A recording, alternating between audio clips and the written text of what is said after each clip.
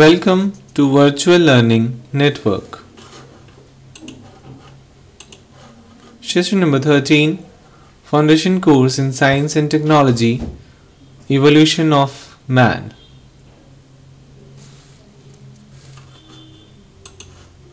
The topics that will be covered in this session are Introduction, Theories of Evolution, Darwin and Natural Selection, Human Evolution, Primate Heritage, Evidences of Evolution, Paleontological Evidence, Archaeological Evidences, Anthropological Evidence, then Biochemical Evidence, Dating the Past. Introduction. In this session, we discuss the theory of evolution. We particularly lay emphasis on the evolution of man, and many of whose characteristics such as very high degree of intelligence, upright walking and marked sociability distinguish him from other mammals like monkeys and apes.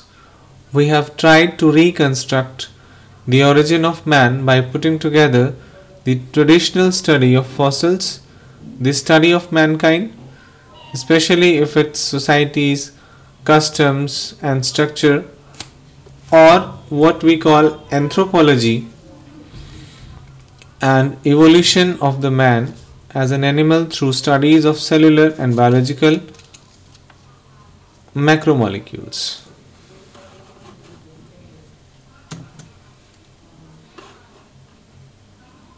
Now, the theories of evolution. We move on. First of all, Charles Darwin and his active pursuit of varied scientific interests brought his name and fame in 1859 as the author of The Origin of Species. तो Charles Darwin ने सबसे पहले evolution की theory the. And towards the beginning of the 19th century, the scientists had already started doubting the theory of special creation and various attempts that were made to explain how different life forms could have evolved. Lamarck, a French naturalist, Darwin and natural selection, human evolution, primate heritage. ये कुछ books थी, किताबें थी जो लिखी गई थी. इन सभी में बेसिकली ह्यूमन लाइफ के इवोल्यूशन से संबंधित परिकल्पनाएं, थ्योरीज और अलग अलग ढंग से लॉजिक्स या कह लें कि तर्क दिए गए थे. Theories of evolution. Number 2, Darwin and natural selection. The English naturalist Charles Darwin, 1809 to 1882. He explained how biological evolution took place in his remarkable The Origin of Species in 1859, and this journey gave Darwin a prolonged exposure to an area of the world and radically different in its planet and animal life from his native place. He collected and preserved a lot of material and took extensive notes throughout the voyage. Darwin's great innovative step was to introduce the theory of natural selection as the mechanism for evolution. प्राणी के उद्भव, प्राणी के विकास से संबद्ध बहुत सी परिकल्पनाएं, बहुत सी theories, principles, सिद्धांत हमारे सामने आए. Darwin, basically Charles Darwin, he gave his own ideas in between that 1809 to 1882, and he also explained that how biological evolution took place in his remarkable that is Origin of Species, that came in 1859. And basically जो Charles Darwin था उसने अपनी voyage में, अपनी समुद्री यात्राओं में सभी तरह के तथ्य इकट्ठा किए और उसने बताया कि किस तरह का जैविक विकास प्राणियों ने किया, किस तरह का बायोलॉजिकल इवोल्यूशन हुआ. Then theories of evolution number 3. The theory began with 2 observations. First, more organisms are born than can survive to reproduce themselves because the environment has limited means of subsistence. And the second observation is that offsprings, that is the children, differ slightly from their parents and from each other in characteristics which they may inherit. Human evolution. Charles Darwin, in his Origin of Species, gave a mechanism for the evolution of plants and animals in general, and even though he had speculated about the origin of man. Charles Darwin ने एक बहुत ही समझबूझ वाला तर्क दिया कि बच्चे अपने पेरेंट्स से हर तरह के कैरेक्टरिस्टिक्स को मैच नहीं कर सकते और हर कैरेक्टरिस्टिक्स में एक अलग तरह का गुण जो इनहेरिटेड होता है बच्चे में दिखता है. That can be seen in a child. He even gave this idea that was in fact a very basic idea that a wrestler's son can't be a wrestler. A shooter's son can't be a shooter. एक wrestler का बच्चा wrestler नहीं हो सकता, एक shooter का बच्चा shooter नहीं बन सकता. So all these theories were evolved by that Charles Darwin. Now the theories of evolution number 3. Darwin was greatly impressed by similarities in bodily structure of man and the great African apes. The chimpanzee and the gorilla, a crucial step in human evolution.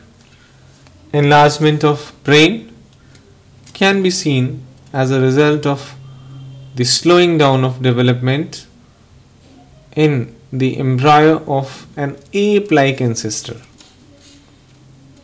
The next one is primate heritage.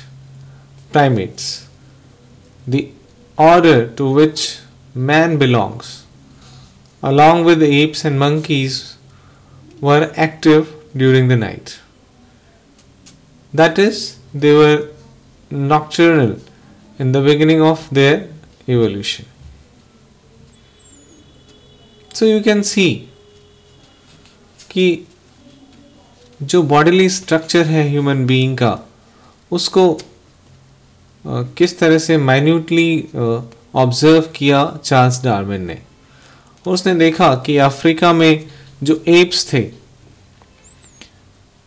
Chimpanzee थे और जो guerrilla species थी, इन सभी में एक human being जैसा evolution देखने को मिल रहा था.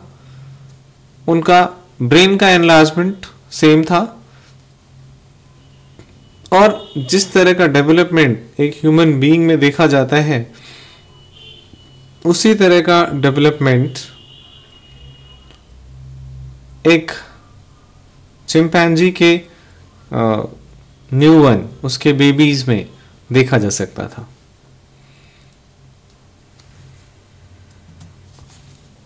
And now the evidences of human evolution. Many changes were yet to take place before the first human forms, and these human forms were to emerge. There were various changes and evidences that support the evolution of modern man, that is Homo sapiens. Basically जो मनुष्य का एक वैज्ञानिक नाम है उसे हम होमो sapiens के नाम से जानते हैं। Then paleontological evidence. Paleontology is a branch of earth sciences which is essentially a study of plant and animal life in the past geological periods and millions of years ago. Then, archaeological evidence.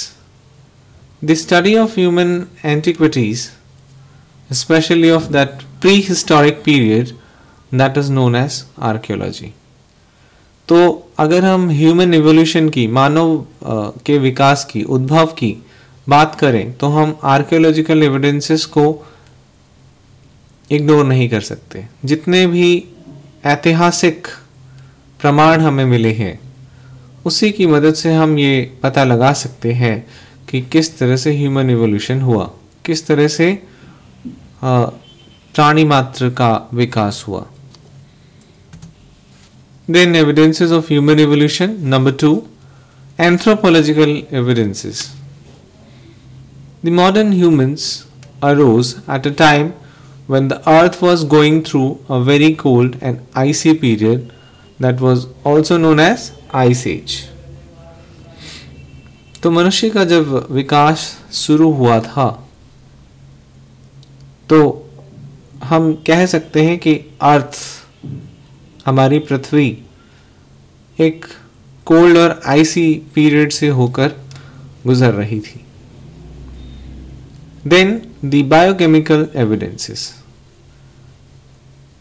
So Darwin had recognized that humans and the great apes shared many physical characteristics, and this led him to conclude that humans and apes descended from a common stock. Biochemical studies show us that as evolution proceeds and the species get differentiated, they accumulate changes in the structure of their proteins and DNA. That is deoxynucleic acid, DNA. So, ये Charles Darwin ने recognise किया कि जितने भी human beings हैं और apps हैं, अगर हम इनकी तुलना करते हैं तो इनकी जो फिजिकल कैरेक्टरिस्टिक्स हैं, जो शारीरिक लक्षण हैं, ये लगभग एक जैसे हैं। और इससे उसे कंक्लूड करने में परेशानी नहीं हुई that the human and apps descended from a common stock, मतलब कि ये दोनों एक ही प्रजातियां हैं जो अलग अलग एनवायरनमेंट, अलग अलग वातावरण की वजह से एक दूसरे से अलग हुए हैं। So we can say that that is because of the physical characteristics only. The biochemical studies show us that as evolution proceeds and the species get differentiated, they accumulate changes. उनमें बदलाव आते हैं जब हम बायोकेमिकल स्टडीज को ध्यान में रखते हैं या उसके अध्ययन जो हमारे सामने आते हैं। Then evidences of human evolution. Dating the past. A particular rock is usually a million years old or a fossil is 50,000 years old. And for instance, how do we estimate the duration of various geological periods on a time scale of billions of years? Initially, such estimates were based on the rate at which geological processes such as deposition of stones and rocks occur.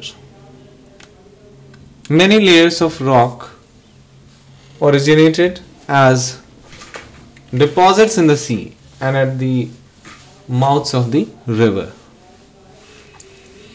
So therefore, one way to get an idea of the length of time required to produce a deposit of given thickness, that is, to measure the rate at which the rivers are depositing sediments in the sea today.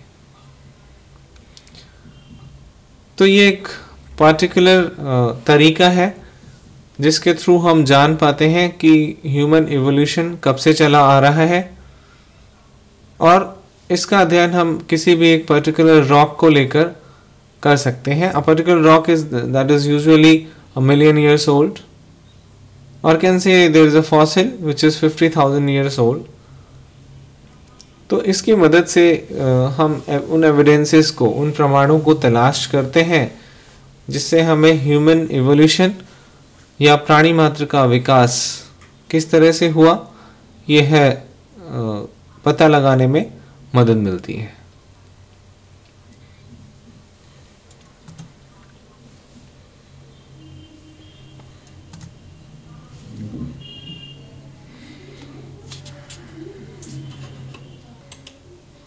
And if we talk about today's method that is most commonly used now for estimating the age of fossils, that is radiocarbon dating.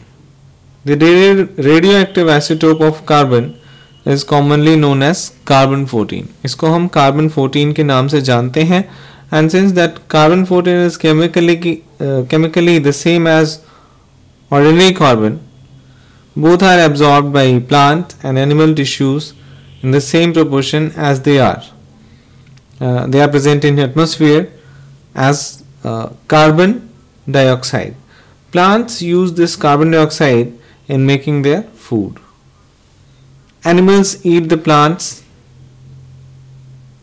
and hence the proportion of carbon 14 in the tissues of plants and animals is the same as in the atmosphere as long as the plant or animal is living. But as soon as it dies, no more carbon can enter its body as photosynthesis or food intake stops. मतलब carbon 14 का intake बिल्कुल ख़त्म हो जाता है जब human being मरता है तो. And following the death the carbon 14 already present in the body decays steadily into ordinary carbon. So thus if we take a piece of ancient wood or bone and measure the amount of carbon 14 present in it, we can estimate the age of the material. And this technique has been applied to materials of known age, and thus its accuracy was tested, giving confidence in the age of determinations of unknown samples. So we simply can say that the carbon 14 method is applicable only to organic materials which still contains carbon, and it cannot be used for the fossils in which all organic matter has decayed. In that case, the age of fossil can be estimated by determining the presence of the other radioactive elements like fluorine or that phosphorus. So we can say that dating the past has become quite easy with the help of that carbon 14 rating, and that could have been possible by just developing the knowledge of radioactivity, and that gives more accurate dating, of course, of these fossils and certain types of rocks. That has become possible. In fact, these radioactive substances can be easily detected using the certain instruments. They have built in rocks in the form of radioactive isotopes, and that change or decay at a constant rate into non-radioactive form. If this rate is known, the length of time since that fossil or rock was formed can be estimated by measuring the quantities in the rock of radioactive isotopes and non-radioactive ones into which they have changed. For example, that uranium is transformed into certain isotopes of lead which are not radioactive. So the age of uranium containing rocks can be determined by comparison of proportions of undecayed uranium and that of corresponding lead isotopes present in the rock.